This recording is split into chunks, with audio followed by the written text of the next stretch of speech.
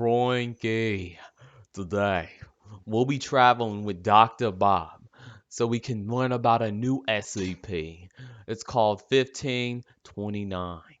And to be honest with you, Dr. Bob said this one's one cool ass mother nutter. Hey, guys and gals, Game Tier, and today once again we're doing another reaction video. And today we're here with 1529, King of the Mountain. I don't know. I don't think I know about this one. I thought I did, but no, I don't think I do. Anyway, original video in the description down below. Check it out for yourself, and let's check out what this SCP can do. Struggles on the side of the mountain. A climber struggles on the side of the mountain. He's so close to the summit of Mount Everest that he can taste it. He just needs to triumph over this last difficult section, and he will have fulfilled his lifetime dream of standing at the top of the world. He needs to hurry though. At this altitude, the air is so thin and the temperature is so cold that your body is slowly dying. There's a reason this topmost section of the mountain is known as the death zone. He glances down behind him and spots something. Is that another climber? That's strange, he thinks. He was at the very back of his group, and there shouldn't have been anyone else coming up behind him. It must be a solo climber.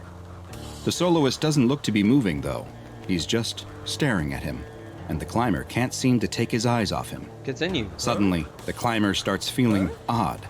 He begins to feel warm and comfortable. The aches and pains of the long journey melt away. He decides to sit down on a small ledge and relax. He watches as the solo climber comes towards him. He must be a professional with the way he effortlessly moves up the mountain. He watches him make great time, getting closer and closer. He loses sight as the solo climber reaches the same difficult section he had been struggling with. He imagines the solo climber will soon zip past him on his way to the summit. But just then, the soloist pops up right in front of him. He clasps his hands on the climber's shoulders and pulls him close, staring into his eyes with those dark, black goggles. They feel like they're pulling him into their depths, and there's nothing he can do to resist it.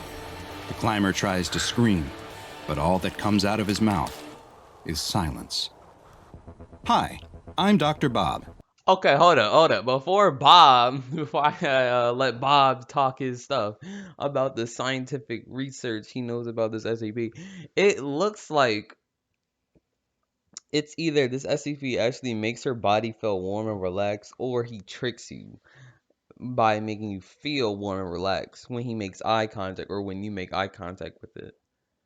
Because if I'm pretty sure he made eye contact with it first, that's when he started to feel warm and stuff, because it was looking at him directly and stuff like that. They were looking at directly at each other.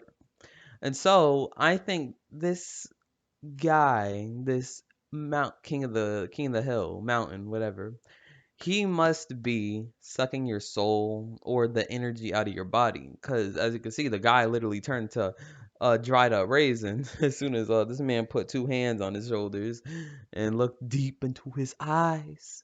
And this is SCP-1529, also known as King of the Mountain. But first, a quick personal request from me. I need your help to spread the word about the lesser-known anomalies in the SCP Foundation's archives. The best thing you can do to help me is subscribe, turn on notifications, and then go tell your friends to do the same. This is a huge help and will let me bring you more and more SCP videos. You guys and gals should do the same for me too. Tell your friends, tell your family, tell your mom next door, tell your stepmom. If you have one, that is. Tell your girlfriend, tell your boyfriend, tell Jimmy Neutron, tell everyone. Scream it at the library, screaming at school. Gee. Subscribe, please. It wouldn't hurt anyone. Facts. Now, back to our file. SCP-1529 is an entity with a humanoid appearance that resides near the summit of Mount Everest in Nepal. It is only found above 8,000 meters, which places it in the part of the mountain referred to as the death zone, where oxygen levels are too low to support human life for any extended period of time. It is roughly equivalent to an average human male in height and weight, and its outer appearance resembles normal mountaineering clothes, with a heavy parka, pants, and boots that are all white in color. Its face is completely obscured by a large hood, with the only visible detail being a pair of large, dark goggles. SCP-1529 has never been seen wearing any other outfit, and in fact, it is unknown whether these are articles of clothing at all, or if they are actually a part of its body. The SCP Foundation first became aware of an anomalous entity lurking near the top of Mount Everest in the 1970s, when climbing expeditions to the summit became more commonplace among professional and amateur mountaineers alike. Rumors began to spread and told of a monster that was killing unfortunate climbers. In 1999, the body of George Mallory, who is believed to be the first person to reach the top of Mount Everest, was located, and photographic film found on his body was developed. From those pictures, it is now known that SCP-1529 was present at least as early as his 1924 expedition. When sufficient daylight and a lack of cloud cover allows observation of the peak by telescope, SCP-1529 can be seen sitting or lying on the mountain, apparently motionless in an inactive state. These motionless periods have been seen to last anywhere from 17 minutes to as long as 8 months. When active, though, it can be seen summiting and descending the upper portion of the mountain, though it never uses any climbing tools and will ignore established climbing ropes and ladders that have been installed by other climbers. It has also been observed easily traversing portions of the mountain that are considered too difficult or altogether impossible by experienced climbers. Additionally, SCP-1529 is not impacted by the freezing temperatures, extreme wind speeds, or low oxygen levels at the top of the mountain. Okay, so what Far Bob is trying to basically tell you is that this man a parkour master. He don't need no ropes. He don't need ladders. I bet the man can levitate or jump as high as he needs to. The man's getting to wherever he wants. And if he sees you, he definitely getting into I mean, he's not getting into you unless you want that, but he's getting to you. He's getting to you and he's going to take your soul. So watch your step and hopefully you know some parkour too. Cause this man, it's either you get out the danger zone or I don't know what you do. Just avoid him. And it has never once been seen to stumble, fall, or even lose its grip. Facts. It is unknown what prompts SCP-1529 to become active or enter a resting inactive phase. Nor has there been any established correlation of these phases to weather, time of year, or traffic on the mountain. Its active periods have been observed to last between mere hours to several days, but the exact amount is hard to know for sure. Nighttime observation of 1529 has so far been impossible, even with thermal imaging cameras, since it produces no heat, with its temperatures being the same as that of the surrounding environment. When in its active phase, if a human climber passes the 8,000-meter mark, then SCP-1529 will begin to make its way towards them, putting itself in the path between the climber and either the summit if they are ascending, or their camp if they are descending. It seems to prefer to go after solo climbers, or those that are significantly ahead or behind their climbing group, but it has been observed targeting climbers in a group when a solo opportunity is not available. Once SCP-1529 is within eyesight of its targeted climber, it will attempt to gain their attention and then lock eyes with them, which produces a hypnotic effect. The climber will find that they are unable to break eye contact with SCP-1529, and will then begin to experience feelings of warmth and euphoria, similar to the effects of hypothermia and hypoxia, also known as altitude sickness. The victim will feel the overwhelming desire to sit down where they are, and once they stop moving, SCP-1529 will quickly close the distance between them. Once SCP-1529 reaches the victim, death is almost a certainty. An examination of bodies has shown the cause to be from hypothermia. Strangely, it's been observed that victims seem to succumb within just 1 to 2 hours after having first made eye contact with SCP-1529, a period of time much shorter than usual for climbers trapped on the summit of Everest. After death, the victims' bodies experience an accelerated rate of decay, and after mere hours or days, the bodies become rotted and mummified at a level comparable to bodies that have been exposed to the wind and cold of the mountain for decades. Many of the over 200 deaths on Mount Everest have been attributed to SCP-1529, and the rare survivor of an encounter is almost always due to the intervention of another mountaineer, who was able to offer assistance to the entranced climber before SCP-1529 was able to reach them.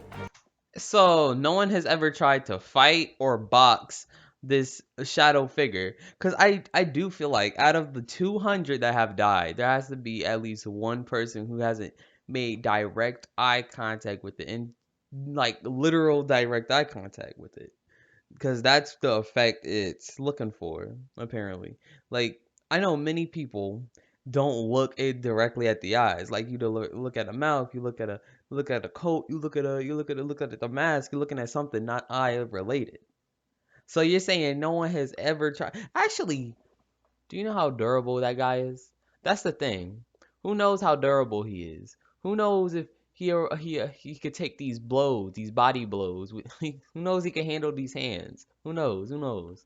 There have been several notable reports from survivors of interactions with SCP-1529. One, known as Incident 1529-1, is also the only documented instance of SCP-1529 descending below the 8,000-meter mark. During the incident, the entity entered Camp 5, located on the northern approach of the mountain at 7,775 meters, which resulted in multiple deaths, including 2 Foundation personnel who were operating the monitoring posts. One climber, who had initially believed to have been killed in the incident, was discovered to still be alive 2 days later when Foundation personnel were conducting investigations at the camp. He was safely removed from the mountain, though he required the amputation of several frostbitten fingers and toes. During an interview with a Foundation agent, they described spotting SCP-1529 just 10 minutes after leaving the summit of the mountain. After locking eyes with the entity, they began to feel happy, comfortable, and relieved, like they were back at home next to a warm fire. But then suddenly the warmth was gone, and they experienced a sensation of cold more powerful than anything they had felt before. They were stuck, and could only watch as 1529 made its way towards them. When it finally reached them, it placed its hands on their shoulders and pulled them up into its face so that they were staring right into its black goggles. Images began to appear in the dark depths of the goggles. People warm and happy, sitting next to fires, in hot baths, or sunning on a beach. They tried to resist the strange pull of the creature with all of their might. They then heard something in their mind, a question from SCP-1529. It asked, "You would refuse my gift?" The stranded climber struggled to answer, using all of their willpower and strength to move their lips and whisper a single word. Yes. SCP-1529 responded by showing more images of people, but this time, they were bodies lying dead in the snow. Countless victims trapped on Mount Everest forever. SCP-1529 made them watch their deaths play out in long, drawn-out detail, a witness to every second of their demise. The climber was sure they would soon join them, but then they found something deep inside of them, a spark of life, a will to resist. They clenched their fist, and with their final ounce of strength, they punched Let's go! Oh shit, okay, sorry about that. But yo, that was the part. That was the part I needed to hear. That's the part I needed to see. With all of my willpower, with all of my hopes and dreams, I'm about to beat your ass. SCP-1529. The goggles appeared to crack, and the next thing the climber knew, they were woken up by the Foundation recovery team. Oh, okay. Give props to this guy. Cause he just beat he beat that monster too good. Okay, look. Who knows? Who knows? Who knows if it's a monster? Who knows if it's just a guy who's gone over some type of mutation or evolution? Who knows? But for right now, all we know is that we could break free if we have enough will. And we could box him, give him this word. But I guess since that was his last ounce of strength, that's all he could do. All he can do is just go to sleep or lay down because he fainted. He used the last ounce of his strength to give that man the right hook, the left hook. Following this encounter, the climber never attempted to summit another mountain. When they eventually passed away some years later, an autopsy revealed that their cause of death was consistent with extreme hypothermia, frostbite, and cerebral edema, despite not having been in a cold environment or above 500 meters in altitude in the previous 12 months. SCP-1529 has been classified as Euclid and is to be kept under telescope and satellite surveillance whenever possible, though telescope observation should make use of a delayed video feed, as observers have reported seeing SCP-1529 appearing to stare back at them, and reported feeling symptoms consistent with an encounter, including hypothermia and frostbite. The Foundation... People just need to start looking at his toes or something at this point, like for real. maintains communication with civilian mountaineering expeditions to prevent summiting attempts when SCP-1529 is active. The bodies of any victims are to be removed from the mountain if possible for autopsy, with their deaths being officially classified as having been from natural causes related to altitude sickness and hypothermia. Any survivors of encounters with SCP-1529 are to be debriefed and administered amnestics. Mobile Task Force Psi-29029, also known as Alpine Echo, is to remain on standby at all times at a permanent monitoring station, with on-duty members remaining in a pressurized environment acclimatized to 7,900 meters above sea level, allowing them to quickly deploy via helicopter if need be. Finally, and most troubling, is that aerial surveillance of another mountain has revealed an individual similar in appearance to SCP-1529. The location remains classified, and the local government has prohibited climbing on the peak, so threats to humanity are minimal at this time. But the Foundation will continue to monitor it and other mountains for anomalous activity. Now go and watch another entry from the files of Dr. Bob. And once again, please join me on my mission by subscribing, turning on notifications, and telling a friend to join us as well. Okay, Dr. Bob. Okay, look, I originally was going to look at a different person, but Dr. Bob, he gave me information. He gave me all the things I needed to know. So thank you for who suggested going to Dr. Bob for this information on secret creatures that we know as SCPs that most people don't even know of. Facts. SCPs could be classified as people with superpowers, people with well, yeah, basically people with unnatural abilities, and also monsters that are from either other dimensions or no, it's basically things people don't understand or think is a danger to humanity or is gonna cause a panic of some sorts. That's basically like an SCP. But in this one, it was quite nice actually. I really like the one part where he got that right hook and all his willpower and then fainted because that was everything he had left in him. He, I bet the, I bet, I bet 1529 was like, oh, so you don't want this gift? Fine, I leave you with these side effects. But now they're also talking about seeing another creature just like it. Now, who knows? Who knows if it has the same effects, the same abilities? Maybe. Who knows? That's top secret apparently, especially the location. So I guess wait more on that. Anyway, I hope you guys and gals like, subscribe, and enjoy this wonderful video. And if you did like, subscribe, don't forget to hit the bell. Alright, bye, subscribe button. Get all my notifications for when I upload next. Anyway, I'm Gaming T, aka GT, and I will see you guys and gals later.